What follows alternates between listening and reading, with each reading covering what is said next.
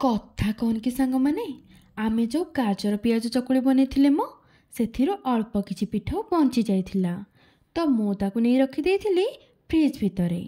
आज को प्राय 5 दिन हो गलानी तो टिके खटा बास्ना होउथिला तो किछि कथा नै सांग माने खाइबा सोडा टिके पकई देले सब खटा बास्ना गायब। तो मु प्रथमे पिठौरे स्वाद अनुसार लूण आउ हालका टिके सोडा पकई भल भाबरे फेंटी नेली। आउ तापरे बसई देली मो तेल मरा तावा पिठौ टिके आनी पतला करी बनै देली बड़ बड़ सरू चकुड़ी। आउ तापरे कौन पिठा चारि पखरे बुले आनली अल्प टिके सोरिष तेल आउ छाड़ी देली टिके सिझिबाकू।